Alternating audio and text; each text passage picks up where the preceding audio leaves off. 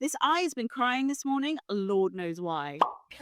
Thank you. I was just like, why is my eye like this? It brings out a tissue from nowhere. Thank you.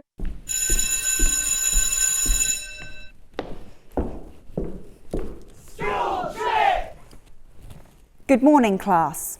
Good morning, Miss Freshwater. Good morning, everyone. Class, today's star pupil said he'd meet me at a roundabout in Sheffield. Known as Bubba2000, he has some of my favourite artworks across Sheffield. We had audio issues in this one, so please excuse me on that.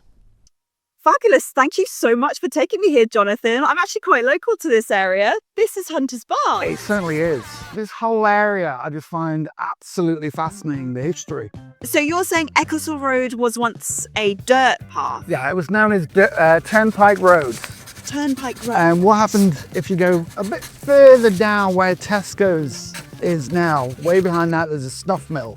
And that snuff obviously was massive back in the day. And that was run by the Wilson brothers.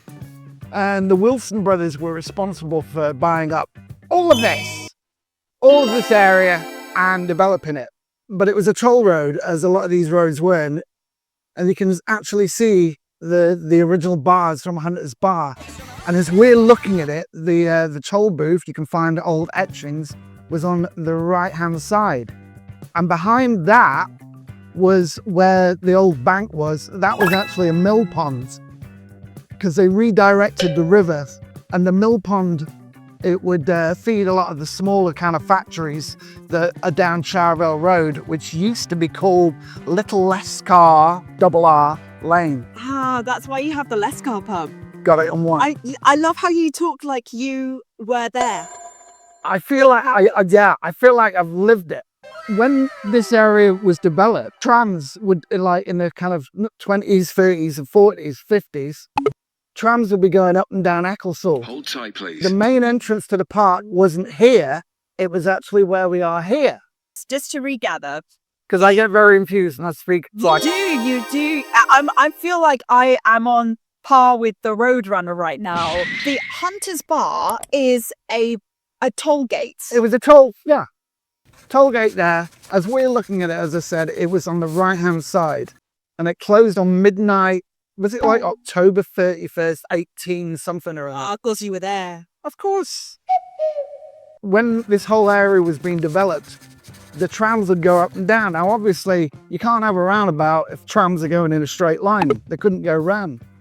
So they actually moved the posts and they created the entrance to Encliffe Park, which is where we are now. Oh, that's so nice. Fantastic. Well, it's starting to snow. And I've lost the ability to use my I'm hands. very grateful that you took me here today. Not a problem. Do you want to go get packed lunch? Packed lunch! I have to ask, Jonathan.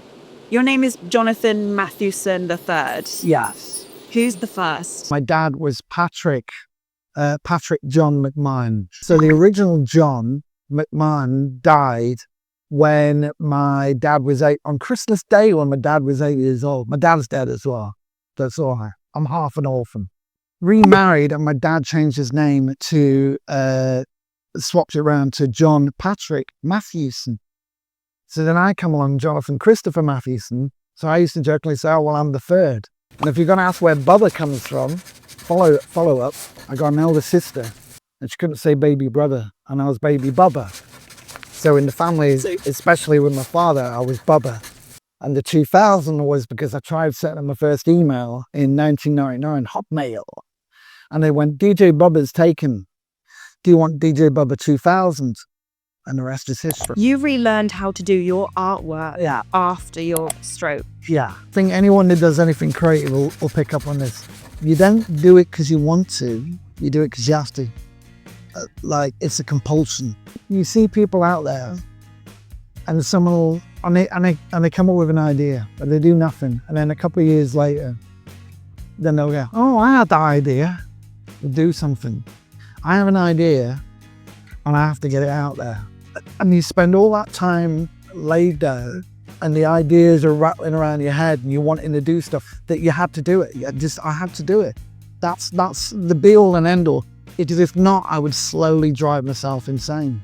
You talk about your ADHD quite a lot. What is it taken in you to overcome the challenges that you may have faced due to your ADHD? I don't believe that you should be defined by any illness or anything. And it's not some twee kind of triumph over adversity type of thing.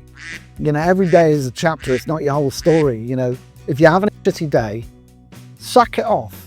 Be kind to yourself, suck it off and be like, you know what, today's not working, and move on to the next day. And at school, it was easily distracted. We didn't have the systems and the methods and the recognition. You know, you were either academic or sporty, or you were other. When they put you in the other camp, you just think, well, if they don't give a damn about me, I'm not going to give a damn about them. You just do your own thing. And you see people and they're showing off this, and I'm on holiday here, and I've got all this jewelry and all. Who are they trying to impress? If there is a kid that's kind of like me, the only person you need to impress is yourself.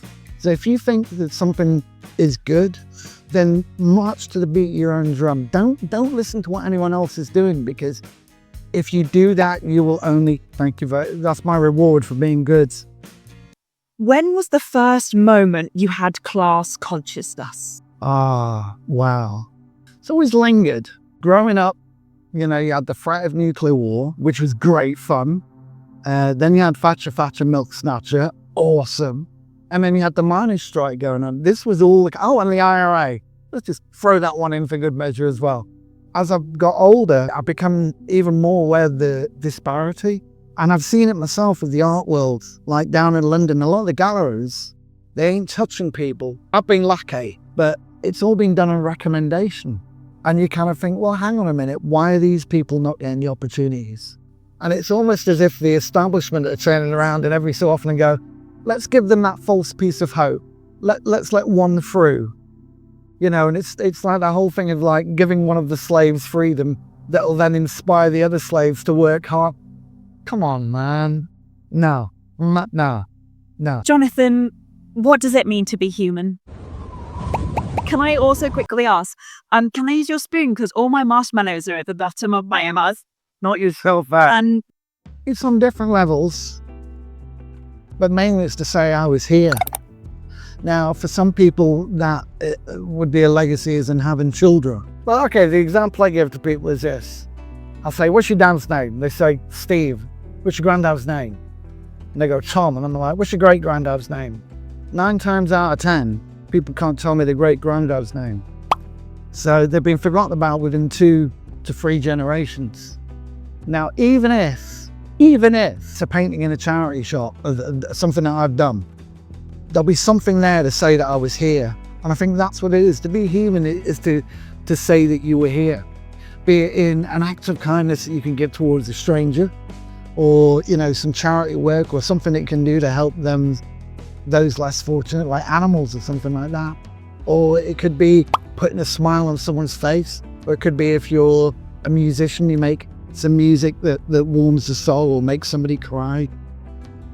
It's about forming those connections and how you form them, you know? also, is that chocolate yours? It's yours. Oh, it's in DNA. Thought so. Thank you so much for coming. No, thank you for having me. Thank you. I've tried to behave with the rest of the class. I've had a wonderful time. You are a fantastic pupil, and to say thank you for coming and teaching me so much today about yourself, your passions, your work, and Queers Hunters Bar. I went to the gift shop and I got you something. I put it in your book bag.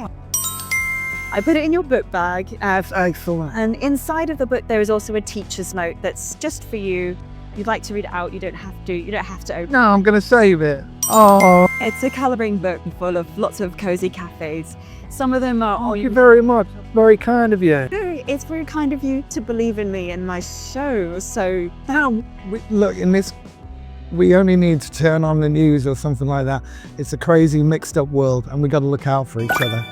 And we got to support Coach Karen, darling. Fantastic. I'm going to take the register. Could you please say yes in the comments if I say your name? Thank you. As we know, the register goes very quickly, so be on the ball. I can't say all of you. Oh. 2 + 2 = 5. Lewis Collard, Jack, Oinky, oh my gosh, I'm slow on this one. Gummalf, Zeniki, Simon, was that Simon something? Thomas, there's a Tessa. Malt jam, goose, with a lot of ooze in it, goose.